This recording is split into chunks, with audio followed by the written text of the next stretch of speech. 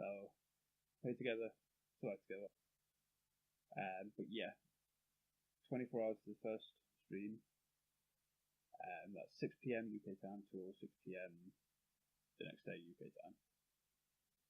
But yeah, the next videos you'll hear from Rob and Kath, who will explain a bit more about their charities, what they do, how they help other young people,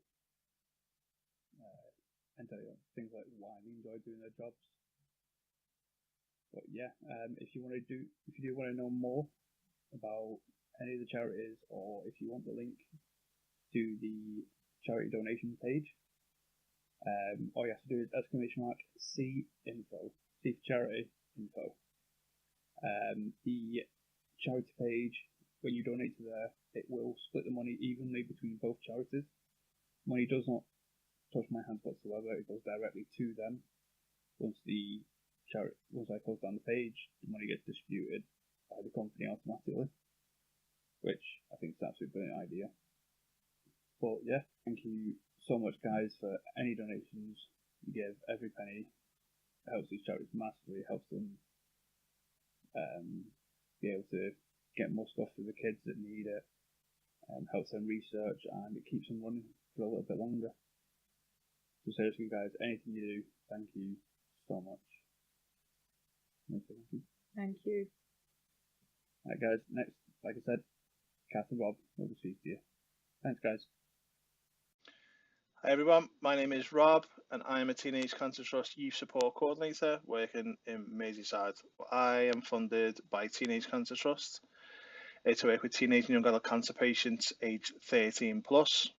I've been in this role for nearly 10 years now. I've been a qualified youth worker and I've been working with young people generally for around 15, 16 years. So the charity that funds my role is Teenage Cancer Trust, which is a charity established to work with patients aged 13 to 25.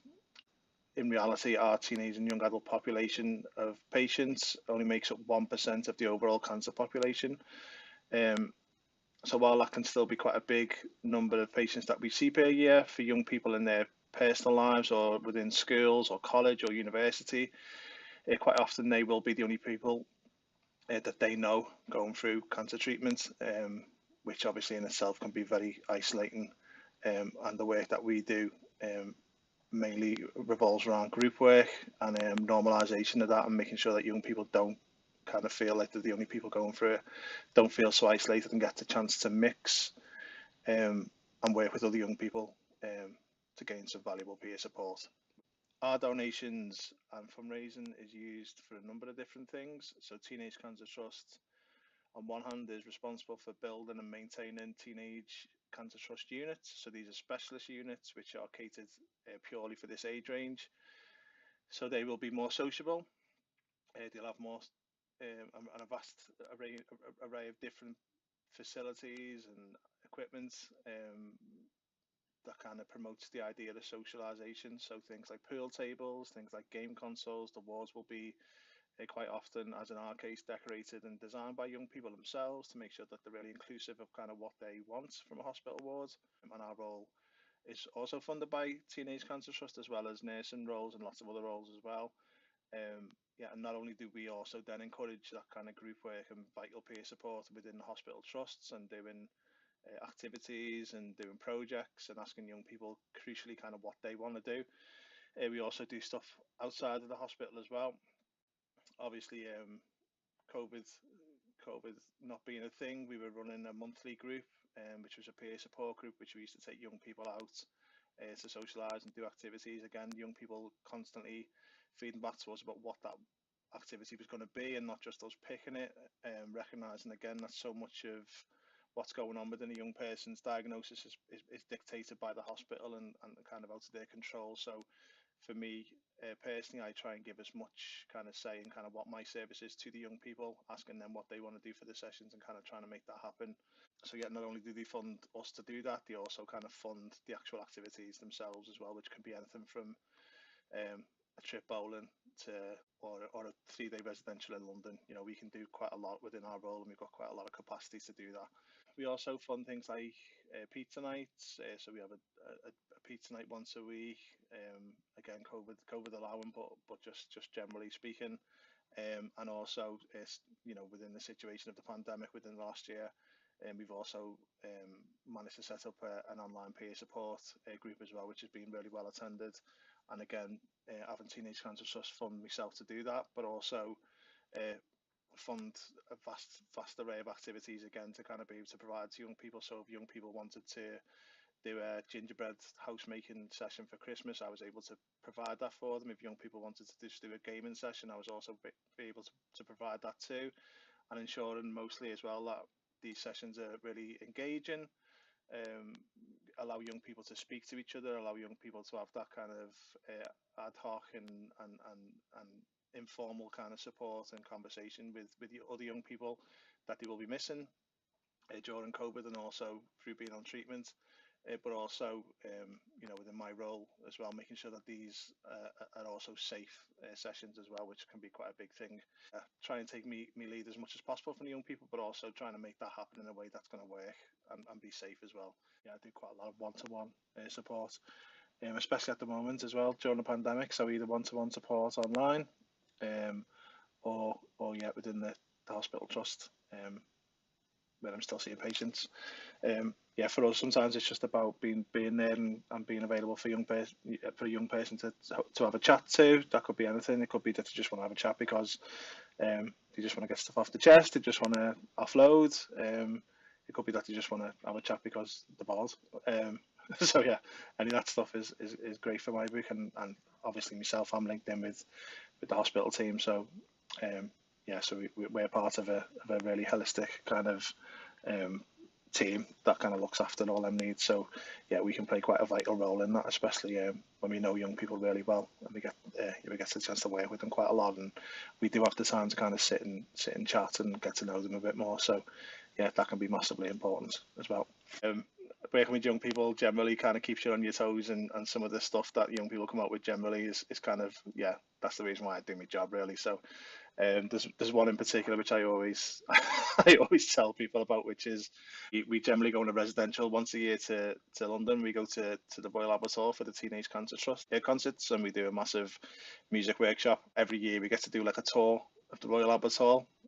And I remember one year the tour guide was taking us around, and obviously the guy knew everything. He was a proper Royal Albert Hall anorak, like he knew literally everything. So he was really adamant to kind of show us the what I would describe as the wow factor shot, which is when you come out of the lift and you get to see the hall for the first time, and you get to see all the architecture. And so his catchphrase to us was, "Welcome to the best hall in the world." To which one of our young people said, "Well, you obviously haven't been to Theatre Royale in St Helens, have you?" Which absolutely killed it, and everyone was in fits of laughter, which sadly included me for quite a long time as well, probably longer than I should have. And I think just memories in general, just like I said before, about even things like young people suggesting crazy peer support events and crazy ideas for things, and being able to make that happen and seeing what happens in reality. I think last year being able to just provide quite a lot of stuff even during the pandemic, and seeing that really work, seeing things not work at times as well. Like we did do a gingerbread house making session, which was supposed to be a really relaxing session where we all just sit around kind of making a house and having a chat about stuff. In reality, it just ended up being a 2-hour free for all where everyone was just racing to finish and shouting at the parents for doing it wrong. But yeah, just being able to kind of do stuff and being able to see that young people are still really on board with kind of providing that stuff even for themselves and coming up with ideas that we can then make happen. But yeah, thank you very much for supporting us. Thanks for supporting Panda Presents on the stream. Yeah, thanks to those guys for doing this as well, on behalf of myself and the charity and the patients. Thank you. Cheers. Hi, my name's Kath, and I'm a social worker based with Clic Sargent. I work in the Liverpool team, and we support families across the whole of the Merseyside area. Clic Sargent has a team in every children's hospital across the UK. We also work in some adult hospitals because we support young people from 0 to 25 who are going through treatment. We support the young people, but we also support their families. The way that we offer that support might be employment support, housing support, financial support, We know that the costs of receiving a cancer diagnosis are quite high. And for some families that's not something they've ever had to navigate through before. Some families, it's a completely different experience, maybe having to access benefits or grants, or maybe having issues with their employment or their housing. So we're there really to help them navigate and support them through that.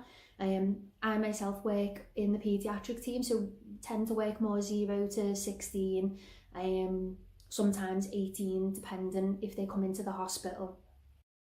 So, like I said before, we offer lots of different types of support, and really that's just geared to the need of the family, but can just be so different for every family, and every family's journey is so different, and every young person is so different as well. And we need to be aware of that, when we're offering them help and support, and some emotional support, and some, face-to-face support. Sometimes that can be as well, having positive experiences, which might be a day out or a trip or a wish. There's lots of different types of holidays they can go on, little weekends away, even down to sometimes, a bit of a gift voucher or something, supporting them to, just have access to something that can really brighten that day when maybe their journey's been so difficult. And just being aware of what that young person needs, as well as the family, because we do support them as a complete unit, and sometimes extended family as well.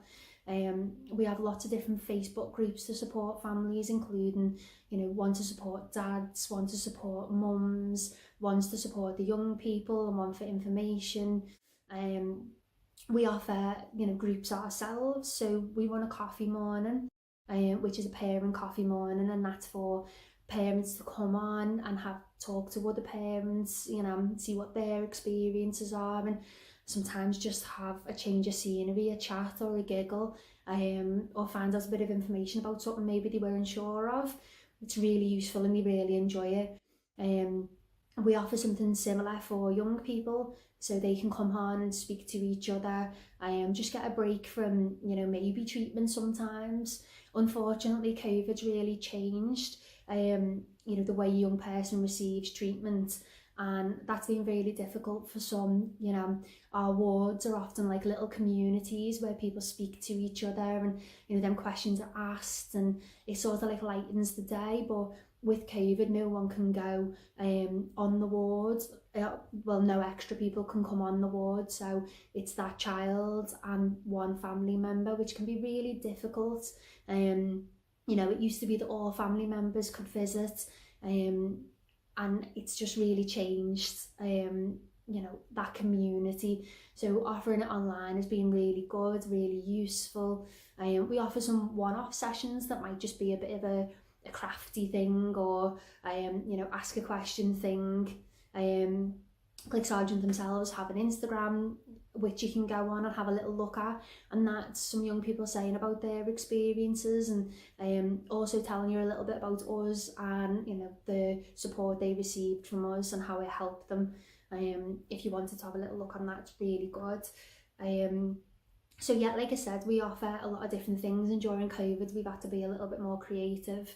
A lot of our young people from diagnosis, when COVID came around, were told that they needed to shield, they needed to isolate, which has been hard enough for all of us. But can you imagine being a young person, being told you've got cancer, and then being told that you can't see your friends and you can't see your family because you need to be at home and you need to be isolating? It's so scary and so daunting for them. So having that online outlet has been really useful. But for some families also, accessing really basics during that time was really difficult. So accessing food, the housing rights, the benefits rights, they couldn't go to work, so they're all their employment stuff. Helping families with that has been a really crucial part of what we've been doing. Like I say, even down to such a basic thing as being able to get food whilst you were isolating. So we've been there to support through those lockdown times as well, and it's been a change for everyone. So we also offer, we offer our support through treatment up until the end of treatment, and sometimes at the end of treatment we offer a little bit more emotional support, because for some young people they might have been receiving treatment for 3 years, And they've been on the wards quite often, and that's become like a little bit of their, like I said before, community or family. And you know, when that comes to an end and when treatment ends, it's brilliant, it's amazing, you get to celebrate and families are so happy, but it's so different, that change is so different that, you know, coming to terms with that can be like an extra challenge, an extra hurdle. So we're there to support through that as well. Unfortunately for some of our young people, their journey can, you know, can end in their death. You know, for palliative care, we do offer bereavement support for our families, for our parents, you know, and we offer sort of like an end of life package as well for our kids, you know, so that they can make memories, just make really special, fantastic memories with the parents, something that the parents will have after, but something that the child at the time can really enjoy as well. You know, and they can have that family feeling. So we do all that sort of support as well, and we offer that 0 to 25 the same. And you know, that's a really crucial and important part of our job, because it's a devastating thing to happen for families, and never mind navigating your way through a journey, but when you know, you know that your child is dying, you know, it to sort through these things for yourself, I can't imagine how difficult that would be. So being there to offer that support, to offer that help, is just, it's really vital for them. So we do that sort of work as well. Like I said, we try to make sure that we're gearing our help to whatever the families might need.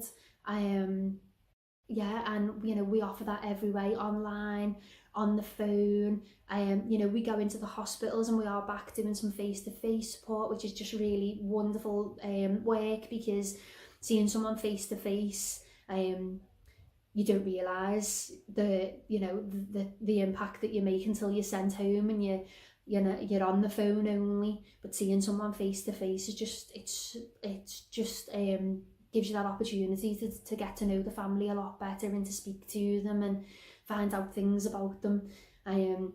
So that's been really important, us getting back into the hospital. So yeah, like I say, we're really just there to meet the vast needs, changing needs of the families and the young people. You know, for me, I, like I said before, work with 0 to 16, so for a lot it can be mainly supporting the parents, but then obviously as they get older, it's around supporting both and making sure we're meeting the needs of everyone. So I'd just like to say a huge thank you for coming on and donating anything that you can to us and Teenage Cancer Trust, because you know, COVID has hit charities really hard, and anything that you can give and anything that you can donate, it will just allow us to carry on offering this work to our young people, our families, as they go through the journeys, these really difficult journeys. So you don't know how much you're helping, and I'd just like to say a massive thank you. So thank you from me.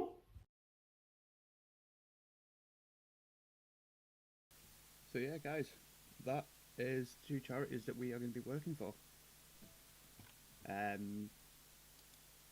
you heard, they do some amazing stuff. They do amazing work for all these groups, working so hard for these kids. Obviously, as a lot of you know, they helps us quite a lot, because our daughter did go through quite a lot of cancer treatment over the last year, hence why I stopped streaming for quite some time. Queenie does want me to say she apologises for not talking on the video. We did try recording beforehand. As I said in the video, it became a massively long video, and I had only just done like the first 6 weeks of treatment. So yeah, the video became quite a hefty one. Not gonna lie. But yeah, anytime Queenie tries to talk about this sort of thing, it stirs up quite a lot of emotions for her. She does struggle talking about it quite a bit, because as you can imagine, finding out your child has cancer, it is... Sorry, am I on the quiet side now? I apologise. I'll bump myself up. So Reaper, thank you for those 48 bits. Don't know why it's not came through. It should have come through. Should have come through ages ago. There we go. It just didn't play a sound for some reason. But yeah, Queenie tried and tried and tried, and just, yeah, she just couldn't do it. But yeah, so plan for today. Well, for the next 24 hours, I'm going to start off with a bit of Phasmophobia, which will be fun, hopefully. My friend from the last stream, he will be jumping in to join us on Phasmo as well. So fingers crossed that goes well. Sorry, but thank you again for those 21 biddies. Much appreciated. But yeah, that is the plan. We're going to start with Phasmo, do a bit of that, maybe do a bit of Risk of Rain afterwards. And then it will be, for the rest of the stream, will be an absolute marathon run of Sea of Thieves. We are going to attempt to do all the Tall Tales from start to finish, which, if anyone's played it before, knows it's massive undertaking. CM, thank you for that subscription, much appreciated. But yeah, if anyone's played Sea of Thieves before, you're going to know doing the Tall Tales from start to finish is huge. It is a massive story. But me and Queenie are going to attempt it. So that's going to be fun. But yeah, who says we see if the games are working? Fingers crossed. Fingers crossed it all goes well. Let's move over to this screen. Hey, there we go. And look, we have little icons. We have little icons. They're so cute. But yeah, let's just double check, make sure everything's behaving on there. Let me just make sure I've got all the chats open, because the reason the stream did go down temporarily was when Phasmophobia was loading in the background. It freaked the computer out and caused everything to just stop working, which, yeah, that was quite aggravating, not gonna lie. It got me quite stressed out. Reaper, thank you for the second month sub. Much appreciated. Spence as well, thank you for the sub. Damn, Spence is also on a 2 month. Yours doesn't come through? Try refresh your page and it might ask you to share. It didn't come through. Oh, Queenie, thank you for the sub. Queenie did sub earlier on, but it didn't come through for some reason. Not sure why. Oh, Hype Train started. Oh, Queenie's just come through. There we go. Queenie's has just gone through. Woohoo! And the Hype Train started. We've just got to level 2, I think, on the Hype Train. Yay! But yeah, let me quickly do a couple of fixes here, because at the moment I can't see half the chats because of the crash earlier. Sounds quite loud because I had to turn off the video. That should be a bit better. John's joining you because here I'm getting old. Hopefully that fixes it a little bit. And if you're wondering why it says Panda View at the top,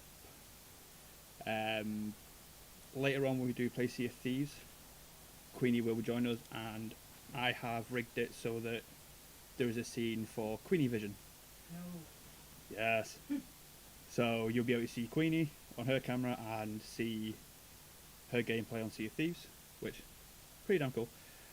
Not gonna lie, it was a headache to do, because like I said at the beginning, capture card we literally got within an hour of the stream, so it was kind of rushing around trying to get that set up in the absolute fits of panic, like, oh no, this is all going wrong, it's not capturing the game, it's all showing weird, but we managed. But yeah guys, there will be regular breaks. Not 100% sure how often I'm going to do the breaks, but there will be breaks. which, not gonna lie, 24 hours we're going to need regular breaks. I'm not as young as I used to be. I'm not gonna lie, I'm getting old. Happens to all of us, it'll happen to you eventually if it hasn't already. Don't mean to. Oh, not again!